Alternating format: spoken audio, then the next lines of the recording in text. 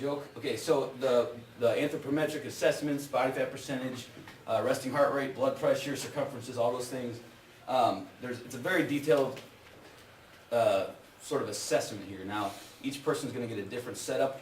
In their health history questionnaire, it's about 14 pages long. They get that before they ever start anything here. There's questions at the end. Do you want your body fat percentage? Do you want your measurements? Do you want your cardiovascular assessments done? They may opt out of that, so make sure you check and just don't automatically do it. Double check and make sure that they do want to do it and they're comfortable with that. Because a lot of people have, they don't want to get pinched on and take their shirt off or anything like that. So respect that, but if you can, try to let them know why we do this. So it's a measurement tool. A lot of times we're building lean body mass very quickly. Very important to let them know, especially females, there's a stress response at first when they begin weight training that's going to cause water retention. Likewise, the kidneys are going to hold water. It's stress. When you go through stress, you hold water. And so your kidneys react, hold water. Likewise, you're getting water sucked into the muscles when you build lean body mass. So there's a lot of water weight gain at first that's going to freak these ladies out. So let them know almost before it even happens that this is going to happen. Likewise, that's why we don't always look at the scale, because it can be deceiving, and they're freaking out because they're thinking they're gaining all this muscle mass, which we know is insane. So we do the assessment so we can show them, say, 30 days down the road, 60, 90 days down the road, what's truly taking place. So I've seen many times where someone has weighed 140 pounds, 30 days later weighed 140 pounds. On the dot, we reassessed, they actually changed, they gained 5 pounds of muscle, lost 5 pounds of fat in that 30 days. But it was a short time frame, and that's exactly what flipped around. So like, interesting. And I've done body fat assessments thousands of times, and I don't do any cheating or anything like that. I'll do this always blind because I want to know for sure, is my technique good and accurate and consistent, and what is truly going on here. So that it was Sonia actually. She went from, you guys know Sonia? You work with her? She flipped around 5 pounds, and she was like, she's obsessive about chipping weight all the time. And so I had to make sure she knew that and why we did these assessments. And really, she's like, oh wow, that's what's going on. So the timing of that's very important, especially early on when they have doubts, when they're scared about weightlifting. And again, I always have to remind people this. Boy Andrews lost 157 pounds working out 5 days a week here for an hour a day, without that 6th day that I always called mandatory, but still lost 157 pounds in under a year and a half, and only does 30 minutes of conventional cardio a week. It's mostly weight training based. He's built a very high metabolic rate, put a lot of lean body mass on. He's still not muscle bound. You see him. He's not a huge guy. He looks fit. He's under 200 pounds, tall, lanky guy at this point. He started at 350, couldn't hardly move. But our whole program was based around weight training. That's not the same thing for everybody. Some people are going to want more cardio. Some people need more cardiovascular approach to that. But we use weight training as the main tool to help him lose weight. And he hates HIIT, but I still make him do 15 minutes every week, because that's the tool that I can get him to burn the most calories in the shortest amount of time. Likewise, that build up his aerobic tolerance to come in here and kill it in weight. So supersetting recovery ability was better. So it fed in together so I could get more out of his weight. Some of you see a lot of people in here who, like Monica's a great example, where she cannot bounce back. She gets smoked, and she got a lot of acid build up, and she gets nauseous. Many reasons to that, but a good dose of HIIT every week would help her bounce back and recover. So anyway, that's all clear.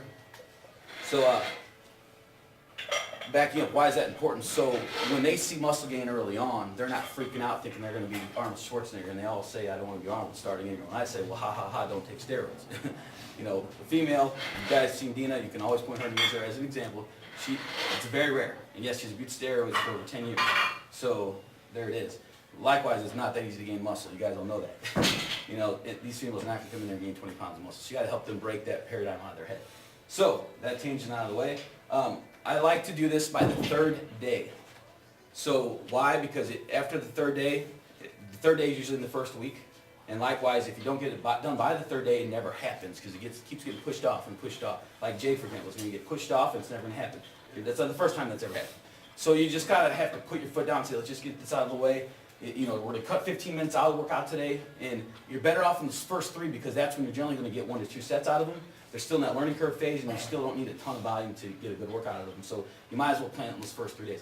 I don't like doing it first, because hey, I just met you the first time ever, come here and take your shirt off, and I'm going to pinch you for a little bit. That's just always awkward. I never like doing it. They're not comfortable with you yet. I'd rather focus on the JTLC first. There's a lot, especially at first, you may not be comfortable teaching that or taking them through it. It's weird to them, so you just pinch them and got them moved, and now you're talking about crazy different posture and movement. So it's too much new weird stuff to me at first. So I like to split it up and give them a little bit of workout each time and phase it as time goes on. So the best organization I found was JTLC the first day with the weight training circuit and the stretching if I get time.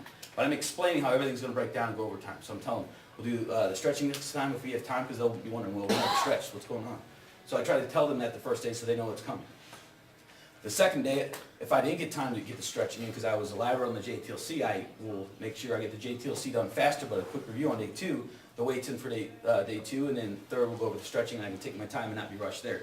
All staying within 60 minutes, time management there. That way you can get more clients in each night. You don't have to schedule this extra time.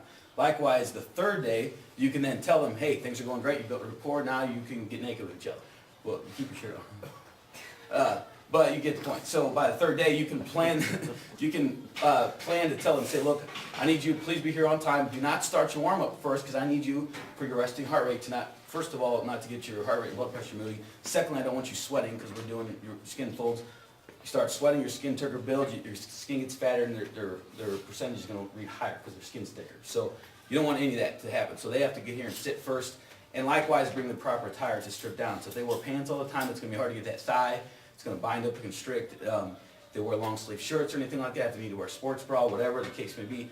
So they wear the right clothing. They're here on time. And they don't do the warm up. So that's how I organize it generally, at least by the third day.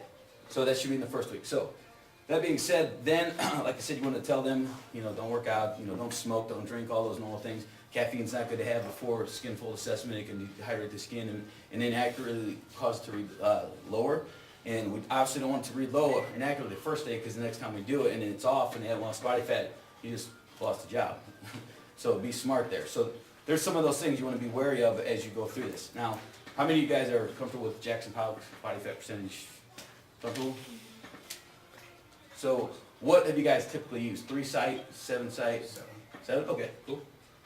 7-ish? Okay, so this hopefully is just a review for our viewers at home. It's going to be somewhat thorough, but I'm going to explain everything and go through that and show it, but next time you can just crank through this. I like to keep this under 15 minutes, the whole protocol. So I get them started, bring them in, make them comfortable, and I explain just enough to get the job done. Let them know why we do it and just what skin fold testing is all about. And they say, oh, I've done this before in my doctor's office, and I held those things. And that's a good time to tell them that those are highly inaccurate. It's very susceptible to hydration, and it's normally a calculation on height and weight. So highly inaccurate. I read completely obese now. It's as useless as the BMI.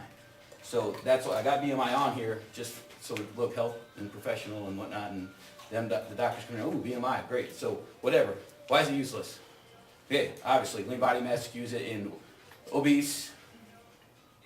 Most of us are obese in here. I'm like the fingers, but it's because we have high lean body mass, and obviously it's not a fair assessment. So that's why with calorie equations as well, I use the Cunningham equation because it's one of the only calorie equations that factors in body fat percentage. If you guys are interested in that at all. So that's the general setup. So to prepare how this will flow, they come, you get your room. Here we have one room. The new gym will have 3 rooms to do this. Make sure all your tools are there and ready, and you have everything set up so you're not running around looking like an idiot when you're trying to get things done in a concise manner. Likewise, get the computer ready and go through this and be comfortable with this beforehand. This is exrx.net. It's Lon Kilgore's website. It's a real quick little calculator to take these numbers from the skin fold caliper measurements and plug out your percentage real quick so you don't have to do the math. Plus it gives you a nice little handout to give to them they can take home and look an eye over that and kind of put that in the refrigerator maybe for motivation. However, what I like to do is take this sheet, I print that up, I print 2 copies, staple to this. So I can see exactly what their percentage reading is. However, I did change this recently, I forgot, where you can write the percentage fat down here as opposed to need, so you actually don't even need that. But it's just a habit, so you can do that if you like. But I would print one up to show to them, and you can show them on here. Up on the top right-hand side, can you see this okay? Cameraman, wake up. Is that on? Yeah, it's on, okay. but you can't So see up on the it. top right-hand side of this website here, you've got density, lean weight, fat weight, percent weight. There's a population average, a score, and a rating. Most of those are useless. What I care about is lean weight, fat weight, and percent weight.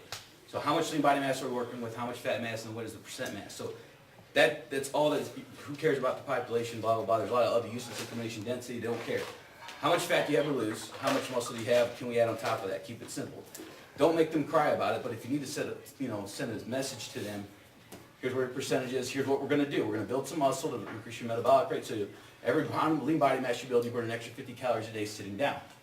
So, ma'am, you need to gain 5 pounds of muscle because right now you'll be burning an extra 250 pounds of fat a day. If you build 10 pounds, that's 500 calories a day.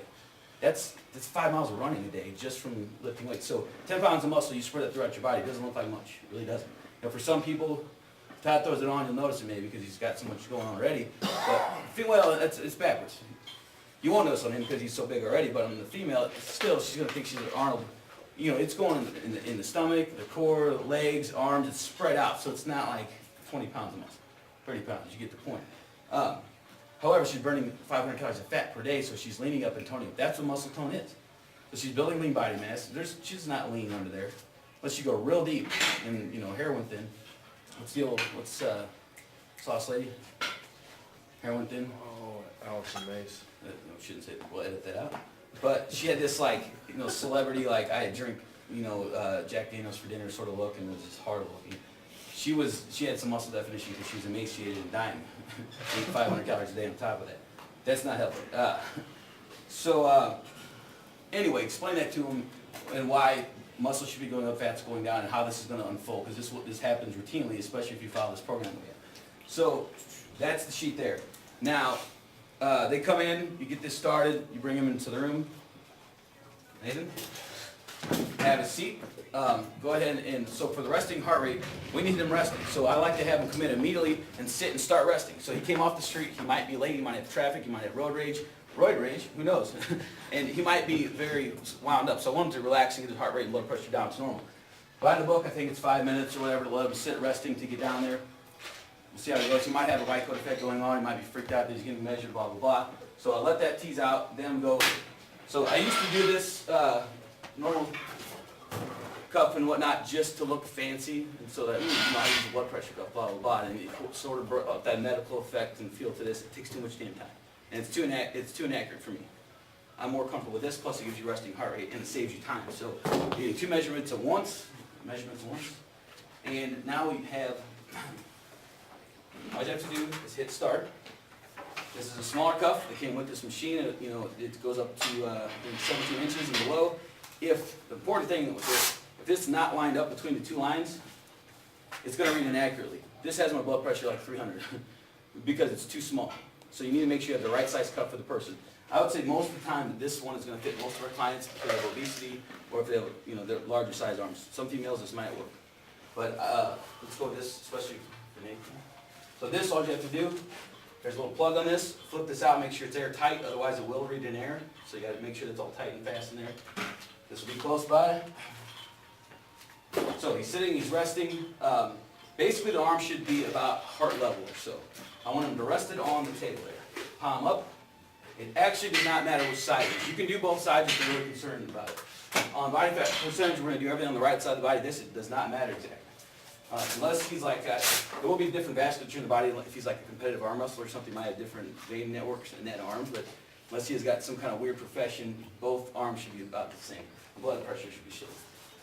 So this is in line with the brachial artery here. Palm up. Space there. And you make sure this lines up between the two lines. Think about naked women. Okay, so it looks like it lines up, fits for him. He's going to rest that there. Check in. Very simple. Hit start twice. I try not to talk to them, because the more I talk to them, engage them, it'll start to excite them and get blood pressure up. So I just relax. I explained that to them beforehand. If it's above 160 or over 100, systolic to diastolic, it's recommended they don't exercise, and you shouldn't. So we should know if they have high blood pressure already. We should know if they're on medications already from their assessment form.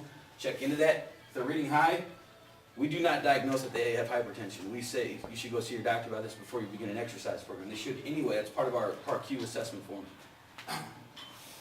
But if you see this red light, you don't want to kill anybody. So it's better, hey, did you take any stimulants today? Did you drink a lot of coffee, anything like that? You name it, crack cocaine. So then you tease that out to make sure. Otherwise, you don't want to have an extra. So he's at 125 over 65 here, healthy. 120 over 80 is normal, obviously. Pulse is 57. So I'd make a note of that on the sheet. You may check it twice. Generally, it's better to take this twice just to make sure the machine's working accurately, make sure that's working accurately. Have you had your blood pressure checked before, sir? Yes. Does that sound like normal reading? Yes. Okay, that's another way to do it. So we don't have to spend too much time. So 125. If it is high, for sure, that's when I double check it. So just to be sure if it is high, not in compare that to its past reading. sure for the date. What's your age, Nathan? 25, 25. Height? 6'1", Weight? 205. So I can figure BMI there. Okay, next, so first we're going to do the measurements. I'll save it. Okay, so first measurements, to me it's the fastest. I like to get this out of the way first. A few things on this, make sure that this doesn't twist. So one side's got the inches, other side is centimeters. It's going to throw it off. Some of these have inches on both sides and it really jagged it up because it's not the same on both sides. So make sure when you do this, you pull out the slack and you can read the same. General technique here, measurements are super easy. Stand up tall. Around the widest point, make sure there's no angle. Very, very simple, but kneel down, eyeball up to the appropriate point. So first we go umbilicus around the ab here, so please point at your belly button too. So it depends, depends on my comfort level with the person. If it's female, I don't put any reason for doubt there. So there's a few different things I do personally because of my comfort level, because I don't want to open the door for him. So Nathan, I'm comfortable with him, take your shirt off. So we're gonna go ahead and stand with your feet together, facing forward. Have you ever had this done before? Any measurements? Yes. Okay. Find that out. So, because for some people it's gonna be very weird and strange. I explain the process. I'm gonna be touching you, coming around you. Are you comfortable with that? Get that out of the way. But then explain the process as you go. So first, on the umbilicus, go straight around him, eyeball it up. So right at eye level there. Take all the slack, make sure I'm straight, and we're at 33 1/4.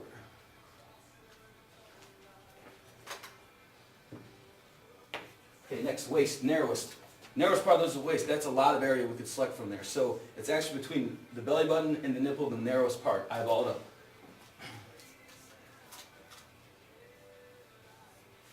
So I'm going right here. You go right at the front or even right at the side. 32 1/4. I generally just get these all one time. The body fat assessment, you'll see why we maybe do this twice or 3 times, but this is generally just once.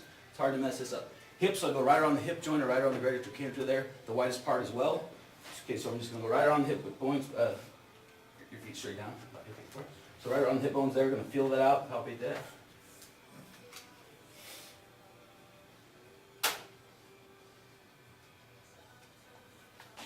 So I always go from the side on this one. I don't want to be in a scratch here. So I'm going to come right there, line it up.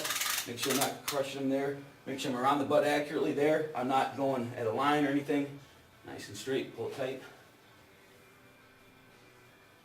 Roll it up. Okay, he's at 39 1/4. Okay, arm. A couple different options on this. If it's a young male and he wants to actually know what his flexed arm is, fine, go with that. But you can either go to the side here. We're going to right side the body because we're doing all of our assessments on the right side. So I would actually measure, when we get the skin, we'll come to the side a little bit. From the acromion to the olecranon or the elbow and top of the shoulder there, you can measure halfway that way with the finger method. You can actually measure halfway, as you should by the book. Acromion comes down from the collarbone. It's actually right. Halfway on the posterior midline of the arm. 16 1/2, so halfway, that is 8 1/4. You got a very long shoulder, 8 1/4. So I make an X there. I'm going to use a dry erase marker. Someone go grab one, please. Posterior midline of the arm. So I'm on the back side, midline, and I went halfway. If I eyeball it up and I'm just thinking middle of the tricep, I'd actually end up down there. That's why there's bony landmarks that you work from. Acromion, olecranon, find a halfway, and actually that's where I end up. So I make line number 1, horizontal, line number 2, vertical. So I already have one skin fold site for my body fat assessment. However, that's my circumference now. So I can do this a number of ways. On there it says widest or midway for the arm. So circle which method you used. That way, you may have gone widest today because you're in a hurry and you're nervous, but next time you might have gone midway and you have 2 different sites. Why did your arm shrink 2 inches? I've been weightlifting for the last 3 months. So figure it out. So we're going to go midway, so I'm going to circle that. Measure right on that arm. Not flex. Not yet, sir. Better relax the arm down to the side, just relax. Okay, 14 on the dot. So, sir, would you like to do a flex arm? thank you, that's So, all right. front bicep, let's do it. We'll do it real quick just go for it, come on, real quick. Alright, so I'll go through that and do it. I won't humiliate him with his arm issue. That's Yeah. fine. You want? No, I don't think it. So I would literally write that on there if the guy actually cared. Someone were like, no, I'm not doing this. It's ridiculous. So I just throw that out. Yeah. Okay, next, forearm, widest part. I'd be surprised what happens. This is partially for symmetry. You might have a bodybuilding here. Widest part, real simple. What's eyeball the widest part? 12 and an 8. Mid-thigh, so this is a unique one. Same situation as the arm. So we're going to the inguinal crease, or where the natural line of that hip is on between your thigh and your hip there. It makes a diagonal line there, and then the top of the patella there. So I'm going to do the same midline. The thigh has got the greatest room for error, so especially with circumference. If I'm going down here versus right there, or here, even there to there, it may change 3 inches just from how sharp of a slope that leg muscle is there. So definitely want to be accurate on this one. It's easy to find the top of that patella there. It's the inguinal crease there in the hip that gets very subjective. That's why it's best that the same person measures this every single time. So I'm going to go real quick here. Let's actually go right here. I'm going to call it right in there. Inguinal crease there where the hip and thigh are kind of intersecting with each other. So that's point A to point B. I'm going to find the midline there. Sorry if I'm getting too fresh with me. It's all good. You It's got all for ground. science. I was surprised you didn't want a female. Okay, so 16. So midline, anterior midline of the thigh. Front midline of the leg from point A to point B. I'm going to bisect there for my skin fold there as well, but first we're going to get the circumference. Very uncomfortable reading here. Obviously I'm up in his nuts already, so, excuse me, crash. Midsection area. So, It's uncomfortable for you, what about me? exactly. It's So. uncomfortable for me too. So if they have pants on, you name it, if he has tight pants on, it's going to ball up and it's going to squeeze this up and sort of give you an artificial ball up of the skin. I have to kind of, so, you know what I'm saying? It kind of gets real tight and squeezed in there. So relaxing the leg, weights in the toe, heels up there. It's a real subtle position. And going straight around. There's a lot of room for error, so I'm just going to give you an example. So if I go, I think I'm relatively straight here. Relax the leg. Okay, 23 and a half, just slightly over. We're gonna call it 23 and a half. Get that real quick. Okay, however, if I go 1 inch below that spot, see what it, relatively 1 inch will say. I'm at 22 3/4. I'm 1 inch off. You just severely messed up your assessment if you're not accurate or consistent with this. So make sure you get the same inguinal crease there. Patella is pretty easy to find, but that just changed dramatically just by 1 inch off. So just consider that. Excuse me. Okay, calf, widest part, real simple. Relax on the toe. I don't know, 15, I'm not twisting you, right about 15. And chest, this is directly around the nipple. I don't do females on this, obviously. If they ask you for this, do it. Do it from the side, but I never do. I just don't even act like it's on the sheet.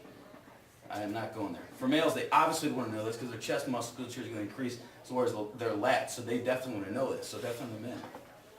Right around the nipple. So arms are up, then relax straight down.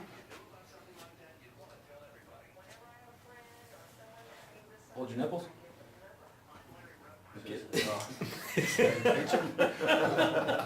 didn't see you say your kid right away either, so 3 and a half. that's what you was gonna do. Part of the protocol. Man. So that's 30 and a half. So again, no females on this unless they ask for it. We've had them ask for it before, actually. That's what the employee claimed, at least. I don't know if I believe it necessarily. So that's the general measurements there. So that's the thorough version of that. That should take less than 5 minutes. I took the long route there. But if something doesn't make sense, if someone is, Jade's got some situations where you may not want to measure. However, there is a body fat percentage. I'll show you on the computer here. It's 3 measurements that if you can't get a skin fold, you can use to get body fat percentage. Height, weight, and 3 measurements. But I would still always at least do tricep if you can, because that you can still see a trend over time and changing that tricep at least. So, but a lot of the times you get some chronically obese ones, you can't get good measurements there. So We already got cardiovascular assessments and measurements now. The thorough stuff and the tedious stuff is the skin fold stuff. So let me get some water. Keeping this under 15 minutes again. So right after this, we can get to the workout. After I do this, I've got all my data there. I'm going to take it to the computer and type it in and get my numbers. You do my 2 printouts. So what should I do with him? Don't- Warm up. Yes, exactly. So you're staying very prompt and on time here. So I get all my numbers. Okay, now's the perfect time to go warm up. I can go figure out the numbers, do the averages of say 2 or 3 sites, get it done, print it out to them. By this time, they're usually still on elliptical, and I explain it to them real quick. If there's people around and they don't want to have other people hear their numbers, be respectful of that. You maybe just save it, or sometimes if you want to go silent, circle it and say we're going to increase this, decrease this. How's my number? Is it that bad? No, it's okay. It is what it is. We're going to change it. That's why you're here. So send the right message with that. Be proactive and positive about it. But mostly, watch who's around. But if you need to take them to a private room, by all means, go for it. But have them warm up. Okay. So first, on this sheet here, I've got the exact landmarks on this. So you should be within a very small range of error, even if we didn't have the same person do it. But obviously, there's interreader error here, and so we should all have the same person with every single time. In case I didn't mention this, after the first assessment, by day 30 is an okay time to do this again. To me, it doesn't make much sense. You're not going to see a substantial change unless someone did drop 20 pounds. Go for it. Day 60 or 90 makes sense to me. So I would do it at least every 90 days because you are going to see a change there, and they should know that, and you should set them up for it. This is a goal date that we're shooting. It's like you're training for a marathon. You're going to train harder when you know that you got this assessment or measurement coming up. So put that in their head every 90 days. You're going to do this. Likewise, be smart about the timing. So if they're on vacation for 2 weeks and they come in, oh, it's our 90-day time to test, and they just got back from vacation, it doesn't make sense. Likewise, if they had a really bad week, give it another week, or give them 2 more weeks. So it doesn't have to be perfect 90 days. Make sure the timing is good so they have a successful reading. Don't sabotage yourself or them or their mindset with this. So be conscious of that. Likewise, if they're going on vacation, do it before they leave. Obviously. Okay, so triceps. This is a vertical fold. We already marked the spot because we're good assessment people at the same time. So it's a vertical fold, posterior midline of the arm between the olecranon elbow and the acromion. There's a few bones up here, it gets confusing, but it comes straight out from the collarbone there, and it's a real tall one that pops out at the top. So posterior midline, so I made an X so I get that vertical fold there. So let me back up. The general protocol on this is you're going all right side of the body. Why? No major reason, it's just on all the research and all the equations made over time is it's been done on the right side of the body classically. Likewise, if you jump side to side each time you do this and you don't know which side you did, you're going to throw that off. There may be some anatomical difference there. So all right side of the body. Caliper should be placed 1 centimeter away from the thumb and the finger. 1 centimeter. Perpendicular to the skin fold and halfway between the crest and the base of the fold. So that's where you're putting the calipers for reading. I'll show you this many times. Then pinch should be maintained while reading the caliper. Don't release, make sure you have a good solid pinch there. Hold for 2 seconds before reading the caliper. If you wait and wait and wait and wait and squeeze and squeeze and squeeze, it's obviously going to pinch that down and have an inaccurate reading. So 2 seconds, bam. Then take duplicate measures at each site and retest if duplicate measurements are not within 1 to 2 millimeters. 2 millimeters is good. Sometimes I go 3. If I'm in a hurry, I just do 1, but I really like to see 2 measurements in general, just to see it out. If they're not within 2 millimeters, take a third and get the average. That's the more accurate way to do that. Then you're rotating through measurement sites to allow for skin to maintain normal texture and thickness. So I'm going to go through this first and put all my landmarks with the marker. Sir, I'm going to mark with the marker. You okay with this? Yes. You can make funny jokes with this. Okay, it's a dry erase marker. Wash this off easily. Tell them it's permanent. And tell them you're going to write labgym.com on their back or your phone number, whatever. You can have fun with this and it breaks the ice and makes it more comfortable. I'd have the same jokes every time, but I already told you, so you can use that. So first we're going to go through there and make the landmarks. So we've got tricep first, next pectoral. So it's a diagonal fold, face this way. Midway between, let me get technical here. Diagonal fold midway between the upper armpit and the nipple. For men it's halfway, for women it's a third of the way up here. So that's where it gets uncomfortable. I use the tricep for the female chest skin fold. So I don't even touch it with the female. I don't even want to have to, hey, can you take your shirt off? What kind of weirdo are you? So I don't even touch that one. I use the tricep or whatever I think is actually, I kind of assess real quick what I think is a relative skin fold. I'm not staring at their chest, but you know what I'm saying. So some kind of extrapolation I can use instead of the chest. For men, I always go right there though. So females, if you go 1/3 of the way, it shouldn't be any issue. So 1/2 of the way for there. You can measure it up with the measure if you want there. I'm gonna go quick way here and measure that. Vertical fold. That's the vertical fold I'm gonna be pinching on. Next, mid-axillary, horizontal fold. Stand this way. There you go. Horizontal fold. In line with the xiphoid or chest and sternum xiphoid process right there. I'm coming along this way, that's one axis there. And then with the arm straight down the side, so it's relaxing there. I'm gonna go straight across, make my diagonal. Drop the arm, bicep. That's the mid-axillary. Okay, there's number 3 here. It's a very awkward one, so especially when you measure this. So get that line there, drop the arm, cut it in half. Subscapular, diagonal fold, turn around, backwards. We don't allow tattoos here at the leg. Subscapular, diagonal fold directly 2 centimeters below the inferior angle of shoulder blade. So, pop that shoulder blade out. There's the internal line of that, midline of it. Inferior angle, right there is the bottom corner of that. So I'm gonna go 2 centimeters, 2.54 centimeters is 1 inch. It's roughly 1 inch. Ballpark it there. So about 2 centimeters directly under that line.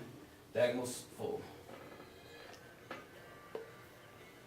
There's where it is. That's probably a little short. Right in there. And I'm bisecting it with the inside line of the scapula. Diagonal fold, vertical. Pinching that way. Okay? So abdominal, turn around facing the mirror. Camera. Okay, this is 1 inch or 2 centimeters. You can go 2 fingers there or eyeball that inch.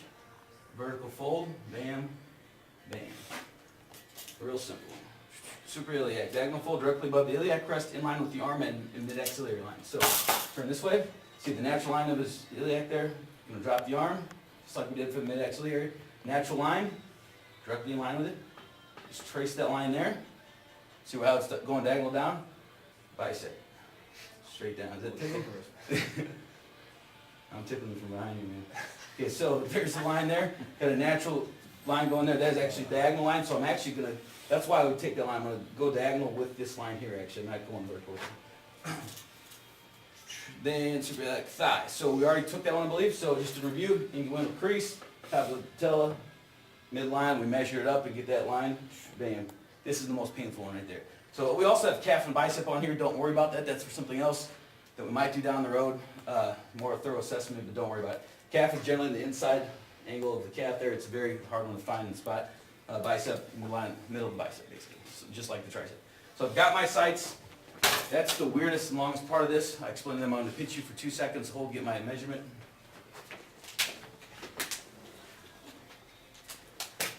Right side of the body, holding for 2 seconds. 1 centimeter away from the calipers. And I'm going midline of the crest, between the very top and the base of the skin that I'm pulling from the body. So I'm going to run through this twice. So personally, I don't look at the numbers as I go through this, but if you're getting comfortable with this, I highly recommend that you look at your numbers as you go and kind of give yourself a target. So when you can say, okay, it was 33 millimeter last time, look at that and give yourself a cheat just so you know. Otherwise, you're going to just horrendously mess this up. The better you get, do it blind so you don't know. Likewise, you don't want to set them up for a really false high reading. There is error in this, but it could be that your technique just sucks. So the more times you do this, the better you'll get with it. So triceps. Okay, first, go ahead and stand around. Vertical fold, 1 centimeter away. So lift and sift to get that skin away. Lift and sift it away. Right in the midline of that crest there. So that's the top, bottom, going in the middle of that. 1 centimeter below my pinch. It's a vertical pinch. 1/1000, 2/1000, 7 millimeter.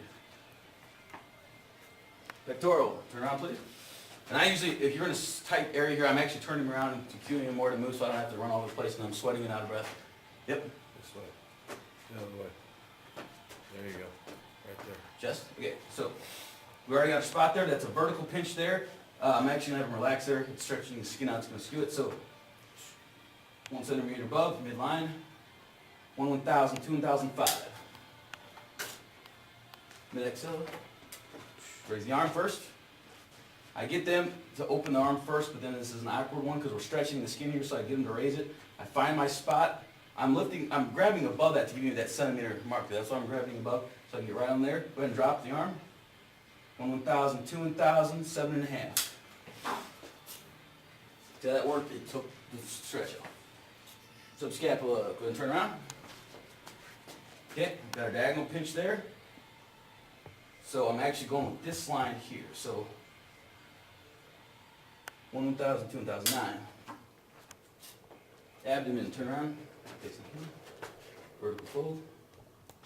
Centimeter midline. 1 1,000, 2 1,000, 12. Suprailiac. And this way. Raise the arm. Vertical fold. That's a very bad line. As you can see, actually, it goes more like this. I messed that one up. I'm going to go right about there.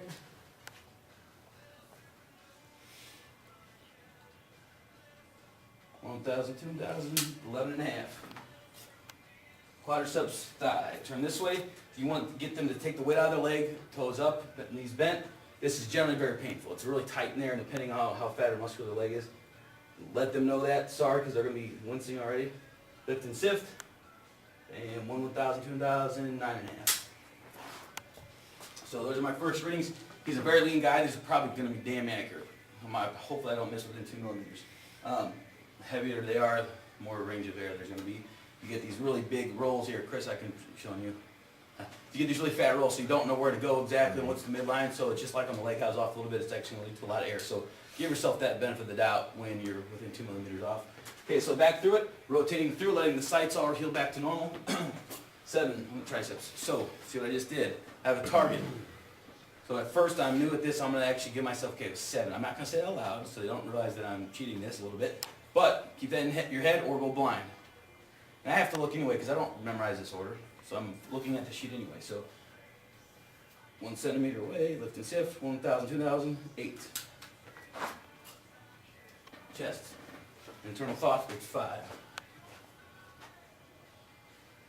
1 1,000, 2 1,000, 4.5. Okay, mid-axillary. Raise the arm. 7.5. Go ahead and drop. 1,000, 2,000, 7, no quad tape. Subscapula, turn. 9. 1,000, 2,000, 9. Abdomen, go ahead and turn around. Lift and sift. And 11.5. Okay, suprailiac, 11.5.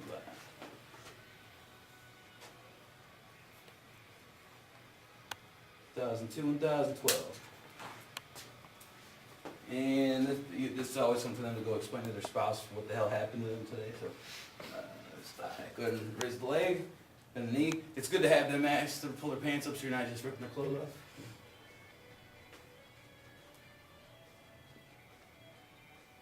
1,000, 2 1,009. Okay, so this is going to work. The furthest one that we had off is 1 millimeter. You may put your clothes on back, sir. Thank you for that. I'm going to need a drink before I do anything like that. Chris has a cigarette if you need one. So these all work because I'm within 1 millimeter on all of them, so this is going to be damn accurate. We got a lot of sites, so you average the number of sites. Everyone stores body fat in different areas, male and female even, and average this out and gives you numbers. So, as we said earlier, I'm going to take all these numbers and we're going to go plug them into exrx.net. You might want to come up and see this real close. It's real simple. So I'm going through this. This is on the front computer. There's actually a what do you call it, a bookmark for that to get on there right away. If not, it's simple. It's exrx.net. And you go to that, and it's got the calculator in there. If you still can't find it, go through the Personal Trainer Tools website, the Drupal website, go to Anthropometrics and Assessments. It's on the first page. It's on the general page as well. And it brings you to this, and there's a link to this website either way. So, 7-site method. Click that. He's male. Age is 25. See how long this takes. Okay, weight 205. Triceps average. So average was, we had 7 and 8. Average of 7.5. Pectoral. We had 5 and 4.5. I'm going to use 4 and 4.75. Mid-axilla. 7.5 and 7. 7 and 1/4. So 7.25. Subscapula, 9 and 9. Abdomen, 12, 11.5, 11.75. Superiliac, 11.5 and 12, 11.75. Quadriceps, 9.5 and 9, 9.25.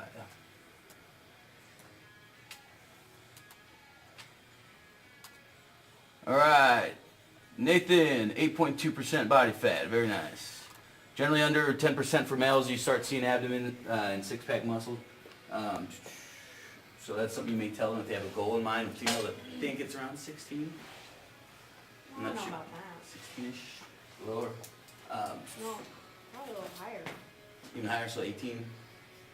Yeah. 'cause- Okay. I'm not a girl, I don't know, but it's somewhere in that range. So you just give them a ballpark, because there's all those subjective under assessments. 20. I mean. Okay.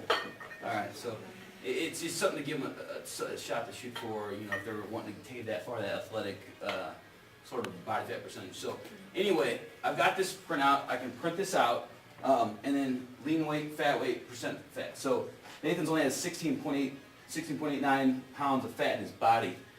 I wouldn't recommend him losing any fat. So if he's an athlete that came to me, I would say, you know, if anything, you throw caution to the wind. Let's load up calories and have you train like a beast.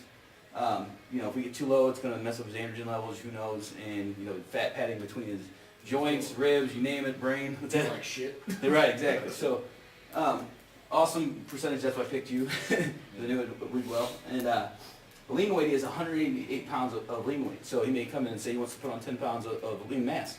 How do I know for sure? For one, I'm using our awesome note-taking system and making sure his strength and numbers is going up on his compound lifts. Then I'm going to do this again and see. So that'd be a very clean assessment there. Your rating is excellent, but that's worthless for this. Score 93, whatever the hell that means. Population average 17. None of that means anything to me. So we've got our basic numbers: fat, muscle, percentage. So that's that. I think we've covered everything on this. Any questions? So I would take that from here. I got 8.24. Then there's a lean weight and fat weight on here, so I will actually write that down for quick reference. 188, 16.9. So that gives me a quick reference so we can trend this over time and see the change, okay? So, any questions? Are we ready to do this now? Yes.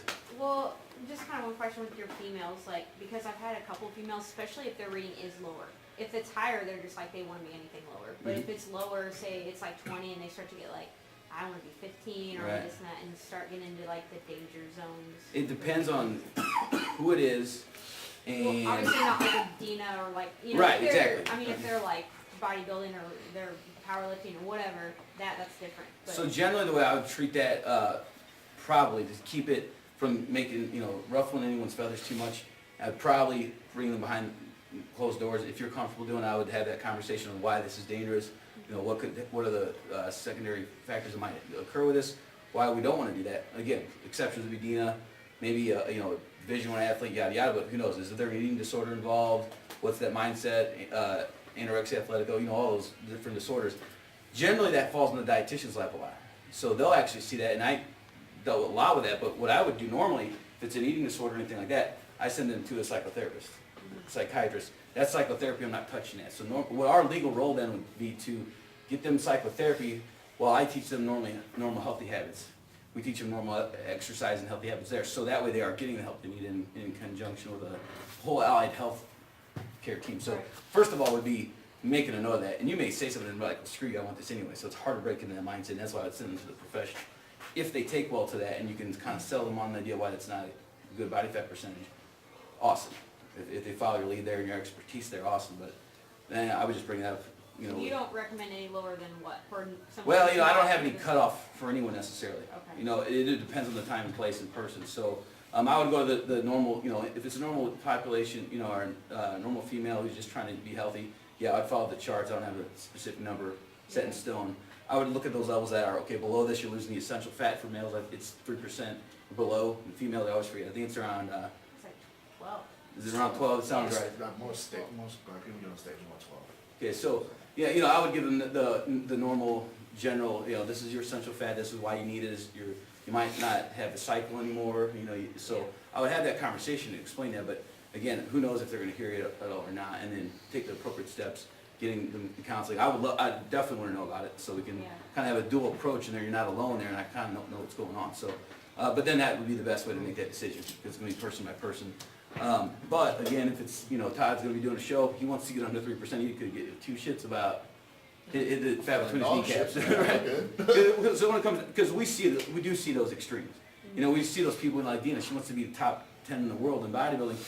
I say, well, this is not healthy. Well, she already made that decision years ago, so she's gonna laugh at me. So that's why case by case it. But I mean, good question. I mean, that's gonna definitely come up. So someone who that comes up to me falls in that population will be Mike and potentially Voy. Voy's in control mentally. I know we've already had the conversation where his partner was worried about him taking it too far. Maybe he's working out too much. So he's like, maybe he should back off. Well, I said, whoa. We're not idiots here. We know what we're doing. Boy lost 157 pounds by working out every day. How do you maintain that? You work out every day, but we lost it with exercising an hour a day. We're not going to go to 2 hours a day. We're going to keep this in range. I used to keep his RP around 9s, maybe 9.5 each day. Now he's happy in the 8 to 9 zone. I'm not torturing him every day like I used to. But with Mike, I am worried at times because he's so OCD about his calorie intake. He could tell me that at one point in time before I broke him of it was, how many calories do you have today, Mike? 876? And that's a real number. That was actually something he would have said. I'm like, okay, you can't work out today. I'm sorry. You need to at least get half your calories for your daily allotment before I'll let you work out, or at least 1,500 calories before you can come in here. And it was a PM workout, let's say. Yeah. So I had to force him to eat to be healthy because he's a trained runner off the tracks, and he'll do anything I say, and he's so OCD about it that, on one hand, he was on the opposite side of the fence before, and it was just, give me all the food I can possibly handle. Now he's controlling it, and he's not diabetic anymore and obese, but he just takes it so far. So that's why you'll see him in the nighttime, and they'll ask questions like, should I do another 30 minutes of cardio? Well, I was really bad at lunch, and blah, blah, blah. So he lives like that all day long. That's how a competitive bodybuilder thinks when they're getting ready for a show. Mike thinks like this every day of his life. That's definitely borderline problem / full-blown problem. But that's why I'm always checking in on Mike. He looks tired. His anemia count's low right now. This is all classified, his meetings. But why is that? He might have, the sports-induced anemia from slamming his feet on the ground and destroying his blood cells. Potentially does an hour of cardio a day like an animal. Or is it because his nutritional intake is so low and he's actually not getting, say, iron, B6, B12 to prevent anemia? So I don't know. That's why I would do a 24-hour recall or a typical food record to see what that is for my side of the fence. His doctors are doing blood work. They typically will give him a med or something useless like that, it's a Band-Aid approach, is what I mean by that. So I would look at that and look at his diet first and see if we can fix it that way.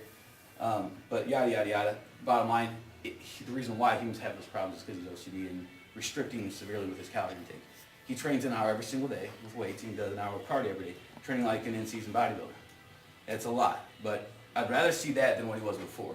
So that's why I'll always be involved with his training and helping to make those decisions, so he doesn't feel like he has to come do this. He's been here at midnight before on a Friday night, making up for dinner. So, yeah, he's a machine. That's why I was a 2-time Lab Rat of the Year winner. But we're keeping this as a healthy relationship. So I've sent him home before when he hasn't had enough calories or something, it's unreasonable. And he's taken it to that extreme. So managing that to where, Mike, you don't, I'm not going to sit here necessarily. I don't think it's going to help him say you have a disorder. You need to get this because it's not going to do him any justice, I don't think. He's in good hands at this point. It is not to where he's binging and purging per se. That's just his personality is why I say this. He's very OCD. He actually has seen psychiatrists for that exact problem. I don't know that it is an unhealthy relationship with food necessarily. It's just a very strong relationship. So when you get to know Mike's personality, you see what I'm talking about.